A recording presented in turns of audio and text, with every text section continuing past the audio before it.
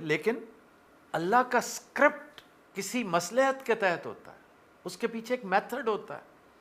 یہ امتحان کی چکی میں ہم نے پسنا تھا اور آج اس نہج پہ پہنچنا تھا کہ ہم راک باٹم ہٹ کر کے بیٹھے ہوئے، ہمارے پلے ککھ نہیں ہے، دیکھا جائے تو نہ عزت، نہ دولت، نہ اچھی شہرت۔ آپ دیکھیے تو صحیح، آپ کا پاسپورٹ کتنے نمبر پہ ہے، نیچے سے کتنے نمبر پہ ہے۔ یہ سارے مسائل اپنی جگہ پر ہیں، نہ قانون ہے، نہ حکمرانی ہے، نہ عدل ہے، نہ انصاف ہے، نہ اچھا ماحول ہے، اسموگ زدہ ماحول میں سانس لیتے ہیں ہم۔ لیکن یہ سلسلہ ایسا رہنا نہیں ہے، انشاءاللہ یہ جلد تبدیل ہوگا، اور تبدیل ہوتا نظر آ رہا ہے۔